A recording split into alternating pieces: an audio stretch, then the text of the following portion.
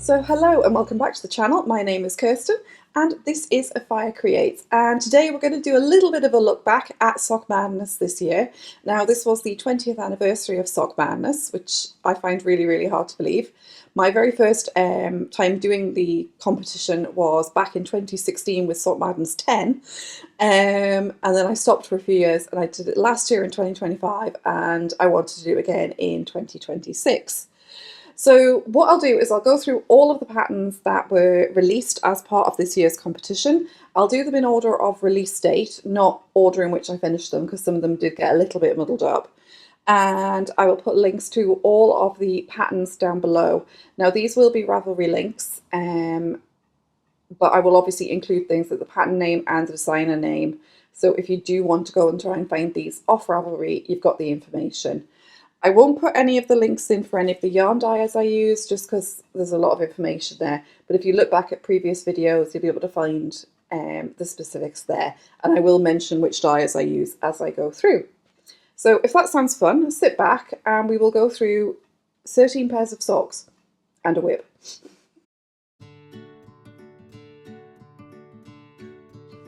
So with this being Sock Madness 20 Sock Madnesses, which is kind of hard to believe, the mod team in the period before the sign up and when the warm-up pattern would be released, they released the Socks a la Mod, which was a pattern designed by the Sock Madness Moderator team. And this was done in a way that I classed as the scavenger hunt sock. And I say that because the clues and the instructions for how to knit this were hidden through hyperlinks in the rules and guidelines for the competition. And they had a thread up on Ravelry and they had questions, and if you went to go and find out the answer to those questions in the rule and guidelines, you would find a little hyperlink, and the hyperlink would have one page of the pattern. So as you went through, you would find things like the materials list, the chart for the cuff, the chart for the first section of colourwork, the heel, the foot. I think there was about 7 or 8 clues in total, and they all came together to make this sock. Now, I very much enjoyed knitting this sock. I also found it incredibly useful because with having the colourwork and the beading, it meant I could test out my techniques before the actual competition proper, see whether this worked for what I wanted to do with the beading, and also what kind of size needle I would need for colourwork and everything like that. So extremely useful. And I knitted this one up in Rusty Ferret Doll in the colourway Polywog and in Volmizer Twin 8020 Sockwool in the colourway Straw Bloom, which I think was the Nobody's Perfect dye lot, so it was one of their miss dyes. But I think these are incredibly pretty, and yeah, I had a bit of fun doing them. I mean, I messed up casting them on originally and stuff, and I did them on like a small size with tiny needles, and it was like, why won't this go over my foot? And then I remembered that colourwork is very tight, and I was being a bit of an idiot. But at least it gave me a chance to test it out before I got into the competition proper. The only real modification I made to this sock, apart from changing needle sizes constantly, is the heel. Now this originally had a Lithuanian T-shaped heel, and I tried doing that 2 or 3 times, but it did not work with my heel shape and my arch. So I ended up substituting just a normal flap and gusset, but I did keep the garter stitch edging that the Lithuanian heel had, and I just kept that as a detail on the heel flap, so at least it had the same appearance. So yeah, so they were the warm-up to the warm-up socks, I guess, is what you could say. But very happy with these, and yeah, they're nice and cozy as well, and they fit really well.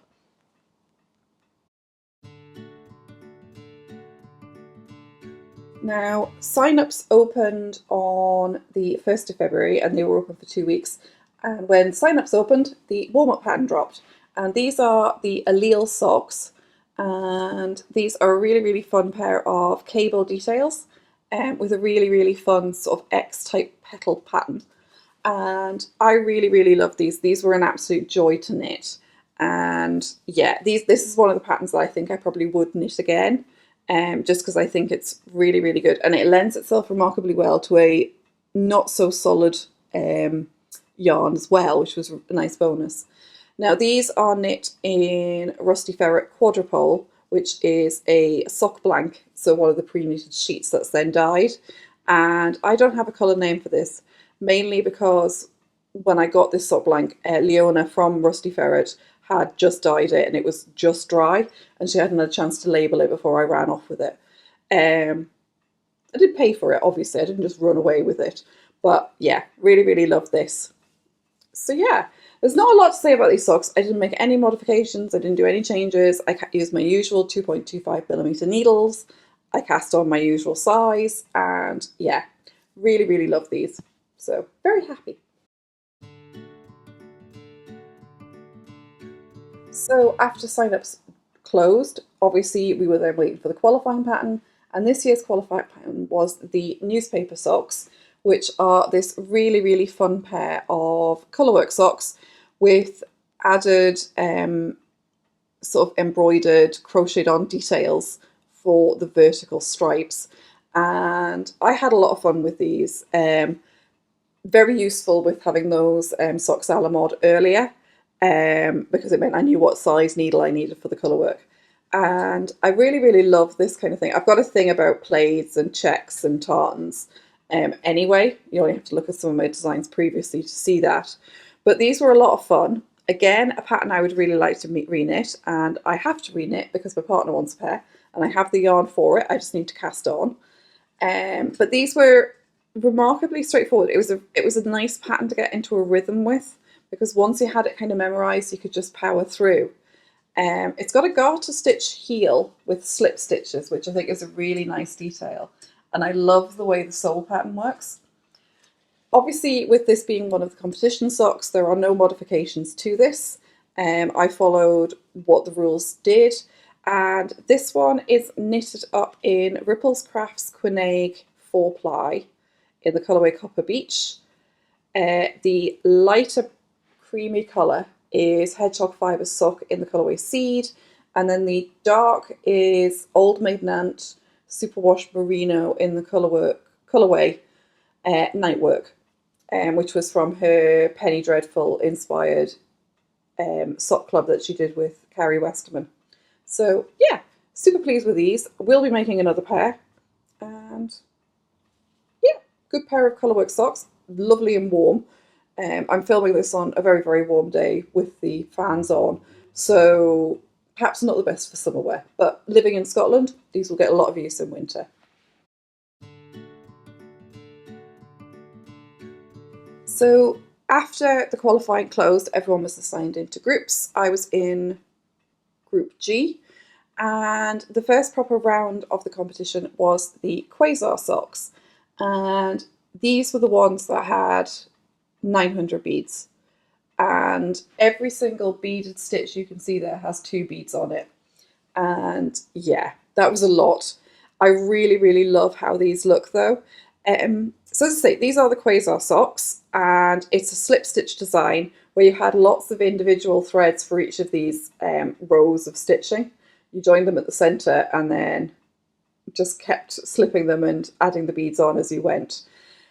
It took a lot of time. I did get better with the beading techniques where I started just doing one row where I beaded everything and then just knit until I reached a point where I needed to rebead again. And mercifully the back did not have beads. I love these. I'd love to make another pair of them, but I will be doing one of the modifications I saw online where someone did it as a helical pattern using 2 different colours and then just slipped the stitches in alternating colours, so you got the verticals, but you didn't have to bead and you didn't have as many ends to weave in.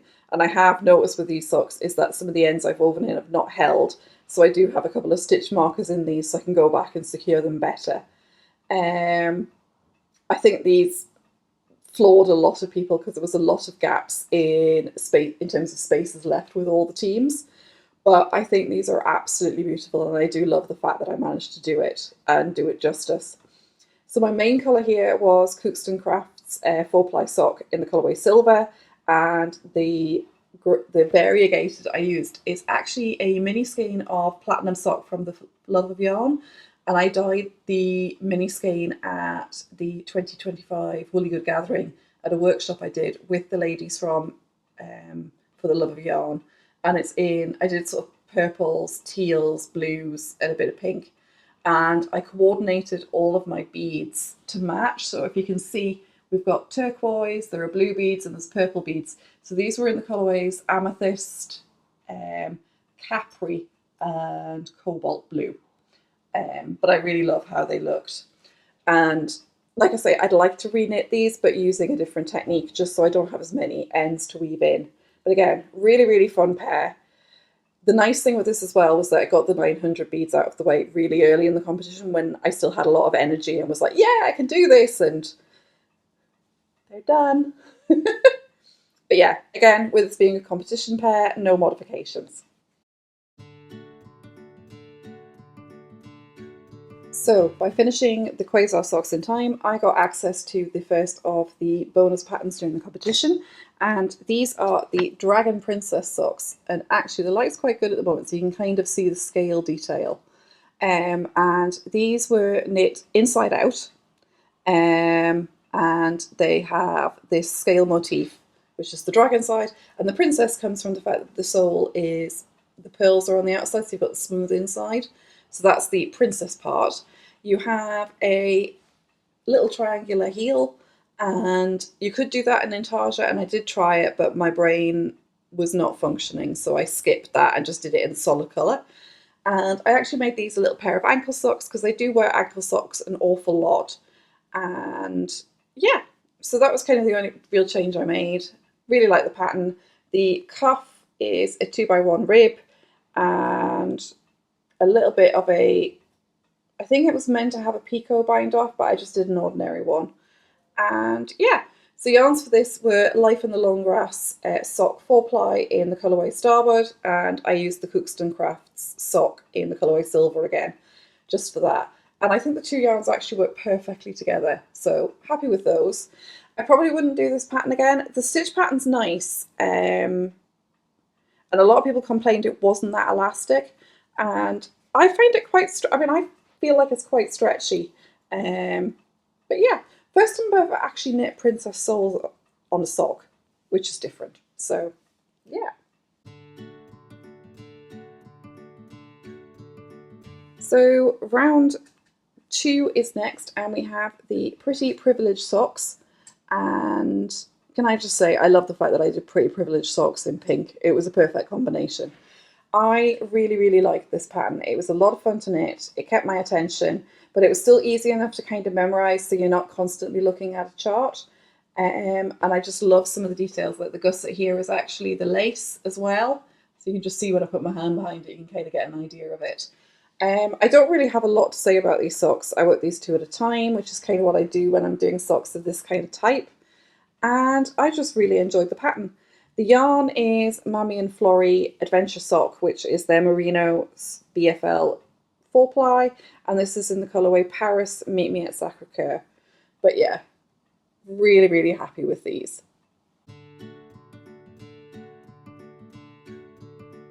And as a reward for finishing those socks in time, I got access to the bonus pattern number 2, which was Quadrilateral Thinking. And this is another one of those socks with some really interesting construction. So you start at the cuff, and then you knit each square individually, joining as you go, and then you do the next round and the next round, and then turn it into the normal heel of the sock. I love how these turned out. Both of my socks actually match in terms of the way the pooling worked on squares, which was not planned. I have no idea how I managed that, but I'm very, very happy that it did. So they were a lot of fun. I will say with the way these are knit, they're not as stretchy, and these sadly don't fit my foot. I can't get them over my heel very easily. I can get them on, but they're not right. But I have a friend who's got slightly smaller feet who's rather eager to get a hold of these, so I'll be passing them along to her. But yeah, super fun, a very, very different construction style. I think these were the same designer as the Chattahoochee socks from last year. But yeah, a lot of fun. And the yarn I chose for these is, let me double check my notes, Ginger's hand-dyed sheepish sock in the colourway Indieburg, which was a colourway she did for the first Indieburg yarn crawl many, many years ago. I don't know how long this has been in my stash, but super fun pair of socks, and they will be going off to a good home very, very soon.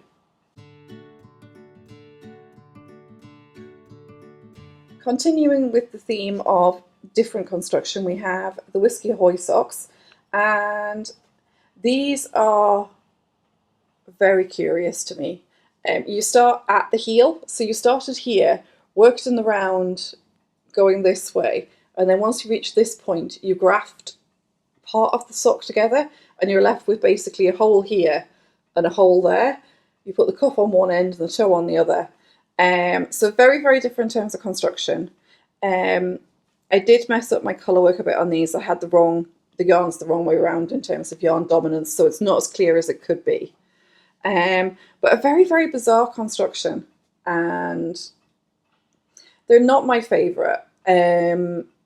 They don't really fit me as great. I am going to pass these ones along as well. But it was a different way of looking at a sock, and I'm actually thinking there are things I think could have made this fit better, because with the way the pattern was written, you have the heel where you cast on is on this edge, and I would have turned it that way, and I think it would have sort of fit the foot better, if you know what I mean. So it was more of like a toe shape. Now, it's entirely possible that was how it was meant to be, and I've just messed it up. It's a construction technique I think I'd possibly look back into just for my own curiosity, just to see. But yeah, so for this one I have, what did I use for this one? Let me see. I have an Old Maiden Aunt merino silk 4-ply in just a brown colourway. I'm not sure where that's from. I have a feeling it might be another dyeing workshop I did. And the gold colour is Ginger's hand dyed Yakety Yak 4-ply in the colourway Crunchy Leaves, and then the creamy colour is Hedgehog Fibres sock in Seed. As you can see, I'm reusing a lot of the yarns over and over again throughout all these patterns, but it means I'm using up a lot of scraps, which is good. Now, the bonus pattern for completing Whisky Ahoi was Sabrina, and this is another sock with a bit of an unusual construction because it's a mixture of crochet and knit. Now, I am not a crocheter, and I did have a good go at these properly, and I did manage some of the crochet on them. The cuff originally was meant to have a granny square, which you then did a garter stitch cuff. You picked up stitches on one side square, knit around, seamed it, and then picked up stitches around the bottom to create the leg. And I did do that originally, and I made the decision to frog it because I wasn't happy with how it looked. Plus, I'm not a massive fan of vertical sort of garter stitch cuffs anyway. I don't find that they're particularly great on my legs. So I ended up just doing a 1x1 rib cuff with a contrast. I actually ended up, because I had part of the sock finished before I frogged it, so I ended up just cutting off the cuff, picked up the stitches and knit upwards so I could do a contrast bind off instead. But this is another beaded sock, so you've got tiny, tiny beads which were to be in the colour of your main yarn, so you can really only see them when they glisten. And the pattern switches between knit sections and then double crochet rounds, which I managed. I think I did double crochet. If I didn't do double crochet, I'm still very happy with it. But yeah, so bands of crochet alternating with bands of knit and beads. Heel was all very straightforward, a bit of detail at the toe, and I think there was meant to be a full double crochet band here as well, but I made the call just to repeat one of the rows of the knit pattern. And I think I did a mistake with the knit pattern as well, where I should have put a stitch somewhere and I didn't. I'm happy with them. So really, really fun. And these were done with a sock set I got at Woollygood Gathering at Edinburgh last year, and these were from Botanical Yarns, and it was Woollygood Edinburgh. And it had the main purple colour, and then you had two contrasting mini skeins in the dark purple and the mustard. And my other sock has the colours inverted, so you've still got the purple there, but the cuff is purple with the yellow, the heel is yellow, and the toe is purple with this band being yellow. So, bit of fun. I actually really like these. I probably would have another go at it. I wouldn't do the crochet pattern again at the cuff, but I think I'd like to have another go with the crocheting on the leg and everything. Maybe without beads though. A little bit bored of beads after 900 and whatever. There was an awful lot this year. And round 4, we have a door in the sky. which was inspired by surrealist art. And these are an interesting pair. So you knit these cuff down again. You've got a sort of slip stitch and colourwork sort of cuff there where you're bringing yarn to the front in the contrasting colour. And then you have the pinstripe pattern. And you have these little openings at the front, sort of repeating down. So you'd cast off a few stitches, and then this section was double knit. So you had another panel behind with your contrast colour. So there was always a layer on the sock. Actually, I'll turn these ones inside out because then you can see better. But you ended up with effectively, hang on, you can see there, you can see where the colours are pairing with floats, and they've got the double knit section there, which then corresponds to the front where the hole is. So a bit different, actually quite fun. Once you got the hang of it and worked out where you could do rows, because obviously some of these rows you were doing one colour at a time, but there were points where it was like, you can actually do both at once, and I was just doing that and jiggling them around as I needed. But happy with those. These, unfortunately, again, do not fit my feet. I have a very, very high arch to my foot and a high instep. So unfortunately, these ones will also be going off to a friend. She's very, very happy about that though. And yeah, so these ones are done in Old Maiden Aunt Superwash Merino 4-ply in the colourway The Explorers Club, and the gold colour is the Ginger Hand-Dyed Yakety Yak 4-ply again in Crunchy Leaves. So yeah, happy with those.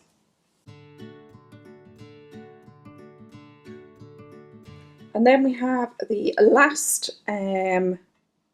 bonus pattern, and these are, let me check the name of these, Polyrhythm, and I absolutely love these. These were so much fun to knit. I just love the way the pattern worked.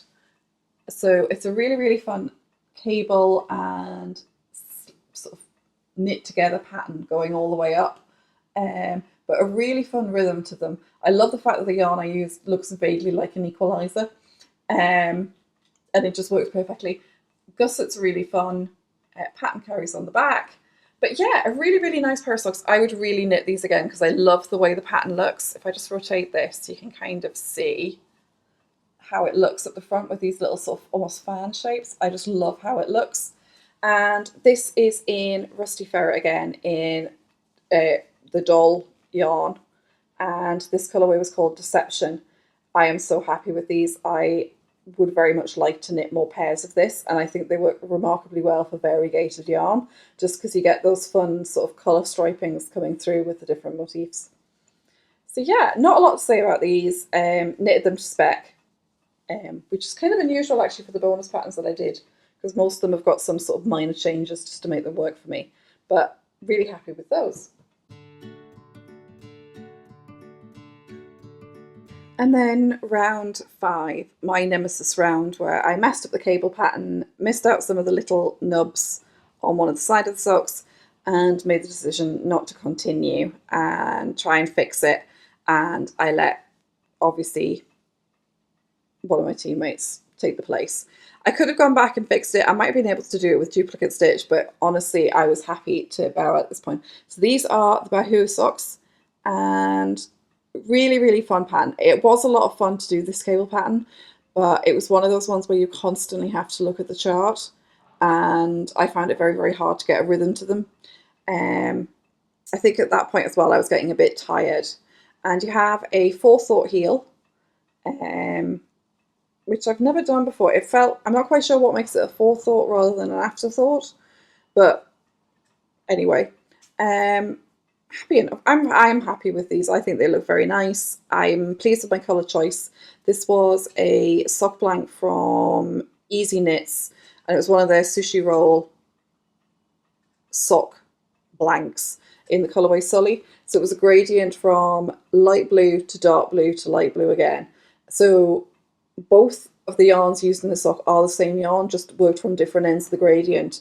And you can kind of see as you get up towards the top, well, actually down towards the toe, you can see where the colours are starting to converge. I really like these. I probably wouldn't knit them again just because I don't find them a particularly memorable pattern.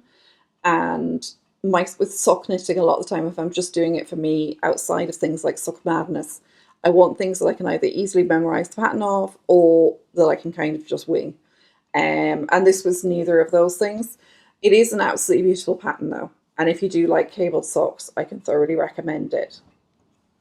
So yeah, so that was the last competition round, which meant moving forward, I could make as many modifications to any sock that I chose. And I really did modify this one. So these are the No Place Like Home, and these were the round 6 pattern to get into the final. And these, yeah, I took a lot of liberties with these. So these, you started at the toe and you knit to sort of the start of this instep pattern. You put those on hold and then continued the sole of the foot all the way through the heel until here, at which point you went back, picked up these stitches again, and then started working the colourway motif going up before reaching this point where you then rejoined all the stitches in the round, worked up to the cuff. And there are 4 different colours of yarn in this. I have my problems with this pattern. The original pattern was very cutesy. There was meant to be a bow on the toe. There was meant to be a big ruffle at the ankle, and I can understand why, because obviously it was referencing a Wizard of Oz and all of that with the gingham and the ruffles and the prettiness, but it really wasn't my cup of tea. I really like how they did the plaid pattern using 3 yarns. So if you look very closely, you can see you've got a whitish shade, a very pale green, and then a slightly darker green. I really like teal yarn, which is why I had this range of teals in my stash that all work together. And I used, so this is Sparkle Duck Spirit in the colourway Sequine, and then the darker one is For the Love of Yarn Platinum sock in a teal colourway. The white is West Yorkshire Spinners Signature Full Plight in Milk Bottle, and then the lighter green that you can just see between these squares is the Rusty Ferret Quadrupole again, that I used for the Allele Socks. Now the mods I made, obviously I removed the bow, I just knit to the ankle, I just did a plain cuff with a little bit of ribbing.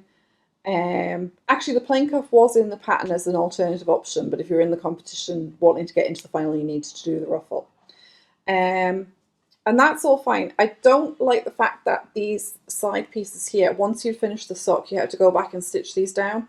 So it does feel quite bulky. And I do think perhaps that could have been just done with picking up stitches around the whole edge of the foot section and then knitting the pattern and sort of knitting them together at either end.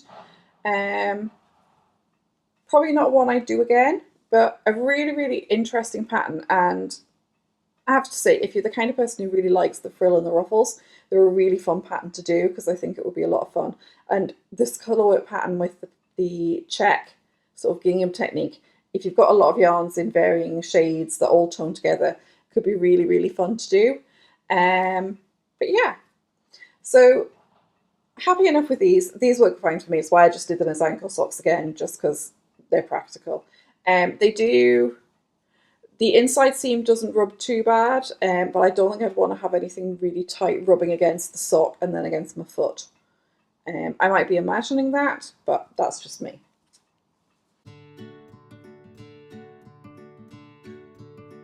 And obviously after all of that, the final did drop. I obviously wasn't in it. I have done this much on the final sock, which is what you saw at the end of June, and I've done nothing else with it. So hopefully I'll finish them before next year's Sock Madness. I mean, I did finish a pair of 2025 Sock Madness socks in the run up to Sock Madness 2026, so I've got plenty of time based on my current process.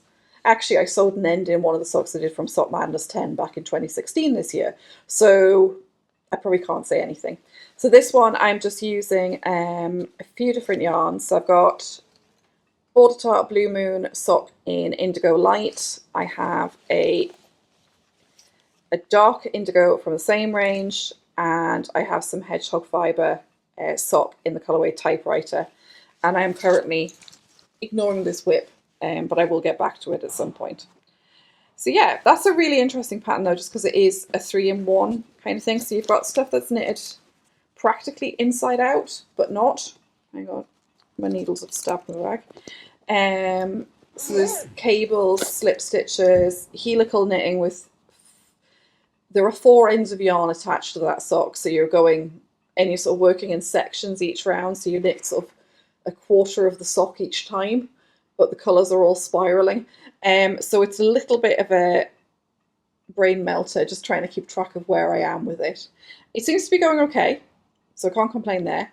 And I am looking forward to seeing how they work out, because it does look like you can wear these socks inside out, so you can have one way and one the other. So it's a bit crazy, and I'm glad I'm only doing one at a time. So that was everything I knitted during Sock Madness 20. Obviously I've got the sock I need to finish, so I'm not completely finished. But I'm very, very happy with what I did manage to do during the period. I used a tremendous amount of yarn.